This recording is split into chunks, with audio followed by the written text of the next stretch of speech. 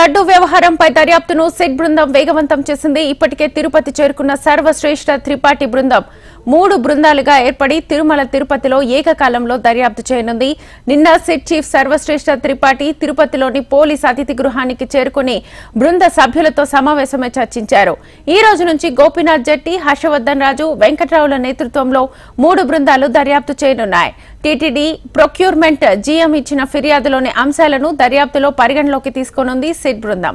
పాలక మండలి దగ్గర నుంచి అధికారులు, సిబ్బంది పాత్ర వరకు అన్ని అంశాలను సిట్ లోతుగా దర్యాప్తు చేయనుంది. మొదట టీటీడీ ఈవో శ్యామలరావును కలిసి నెయ్యి కల్తీ వ్యవహారంపై పూర్తి వివరాలు తెలుసుకోనుంది సిట్.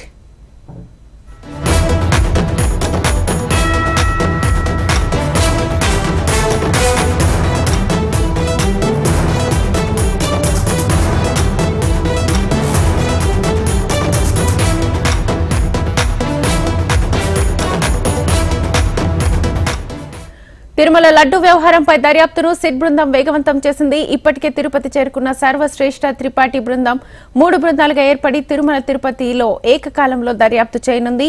నిన్న సిట్ చీఫ్ సర్వశ్రేష్ఠ త్రిపాఠి తిరుపతిలోని పోలీస్ అతిథి గృహానికి చేరుకుని బృంద సభ్యులతో సమావేశమై చర్చించారు. ఇదే అంశానికి సంబంధించి మా తిరుపతి ప్రతినిధి సురేష్ అడిగి మరిన్ని వివరాలు తెలుసుకుందాం లైవ్ ద్వారా. సురేష్,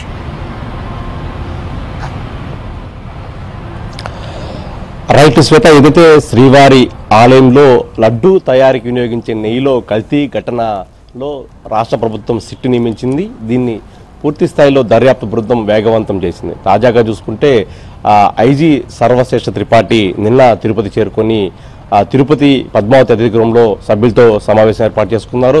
దానికంటే ముందు తిరుమల శ్రీవారిని దర్శించుకున్నారు. శ్రీవారి ఆలయంలో కూడా ఎటువంటి లడ్డు తయారు చేస్తారో అధికారులు తెలుసుకున్న పరిస్థితి. తాజాగా మొత్తం 3 బృందాలుగా సిట్టు బృందం విడిపోబోతుంది.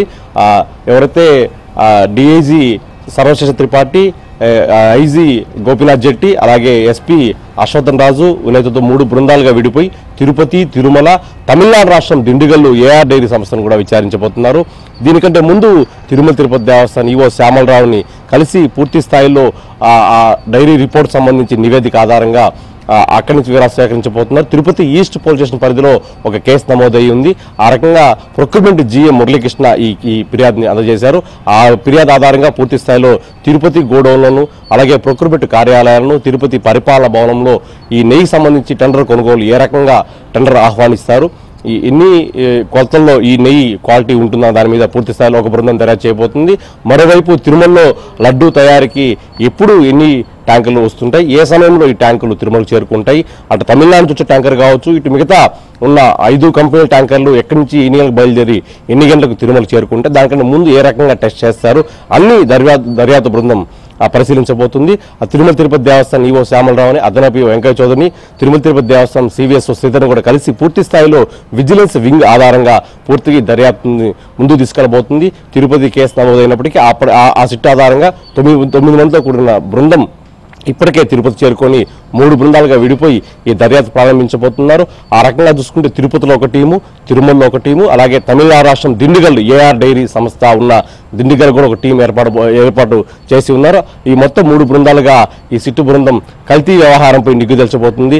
ఇవాళ పూర్తి స్థాయిలో పరిశీలించి రేపు లేదా ఎల్లుండు రాష్ట్ర ప్రభుత్వానికి నివేదిక అందించబోతున్నారు. కల్తీ వ్యవహార ఘటనలో గతంలో ఏ రకంగా టెండర్లు ఆహ్వానించారు, ఎవరెవరప్పుడు అధికారులు పాల్గొన్నారు, ఏ రకంగా ఏఆర్ సంస్థ డైరీ సంస్థకు ఆ టెండర్లు ఆహ్వానించారు, ఎవరు దీన్ని ఆమోదించారు అనే అంశం మీద అప్పటి పాలక మండలి అప్పటి అధికారులను కూడా ప్రశ్నించే అవకాశం ఉంది. వారందరినీ కూడా సిట్టు బృందం ఒకవేళ ఆహ్వానిస్తే తిరుపతి శ్వేతాభవనంలో మనం ఉన్నాం.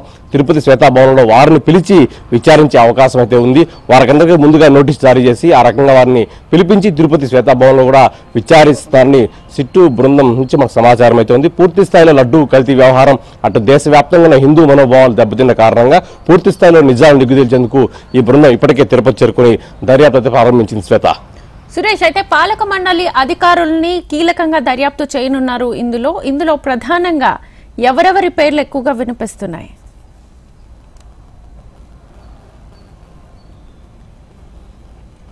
రైట్ శ్వేత, గతంలో ఈ ఏఆర్ డైరీ సంస్థకి ఇచ్చిన సమయంలో టీటీడీ చైర్మన్గా ఉన్న వారిని, అట్టే తిరుమల తిరుపతి దేవస్థానం ఈవోగా పనిచేసిన వారిని పూర్తి స్థాయిలో నోటీస్ ఇచ్చే అవకాశం కూడా కనిపిస్తుంది. అప్పట్లో గత 5 ఏళ్లుగా పూర్తి స్థాయిలో 2019 నుంచి 2024 వరకు నెయ్యి కొనుగోలు వ్యవహారం, ముడిసరుకుల కొనుగోలు వ్యవహారం నాసిరకంగా ఉన్న తరుణంలో కూడా ఎందుకు ఆమోదించాల్సి వచ్చింది, ఎందుకు అనుమతించాల్సి వస్తుంది? పూర్తి స్థాయిలో గత ఏడాది కావచ్చు, అంతకుముందు 4 ఏళ్లుగా పనిచేసిన అప్పటి టీటీడీ చైర్మన్లు కావచ్చు, ఈఓలు కావచ్చు, వారందరూ కూడా ప్రశ్నించే అవకాశం అయితే ఉంది. ఎందుకు ఆమోదించాల్సి వచ్చింది? నాసిరకమైన నెయ్యిని కావచ్చు, నాణ్యత లేని నెయ్యిని, అలాగే ముడిసరుకులను ఎందుకు అనుమతించాల్సి వచ్చిన భావంగా పూర్తి స్థాయిలో ఈ వ్యవహారాన్ని దృష్టి సారించారు. అప్పట్లో పనిచేసిన అధికారులు కూడా పిలిపించి విచారించే అవకాశం ఉంది. ఇప్పటికే ప్రొక్యూర్మెంట్ జీఎం మురళీకృష్ణ ఇచ్చిన ఫిర్యాదు ఆధారంగా అక్కడున్న ప్రొక్యూర్మెంట్ సిబ్బందిని కావచ్చు, అలాగే టెంపుల్లో నెయ్యి వ్యవహారంలో పూర్తి స్థాయిలో ఎన్ని గంటలకు నెయ్యిని తీసుకెళ్తారు, ఆలయంలో తయారు చేసే సమయంలో ఎవరెవరు ఉంటారు, నెయ్యి ఎంత మేరకు దిట్టంలో కలుపుతారు అనే అంశాన్ని పూర్తి స్థాయిలో సిట్టు బృందం దర్యాప్తు చేయబోతుంది. మరోవైపు ఈ ప్రశ్నించే అవకాశంలో కూడా వాళ్ళందరికీ కూడా సిట్టు బృందం నోటీస్ ఇచ్చి తిరుపతి శ్వేతా భవనంలో ఉద్యోగ ట్రైనింగ్ ఇచ్చే సెంటర్ శ్వేతా భవనంలో కూడా వారిని ఆహ్వానించి సిట్టు విచారించబోతుంది. Shweta. Right Suresh, thank you.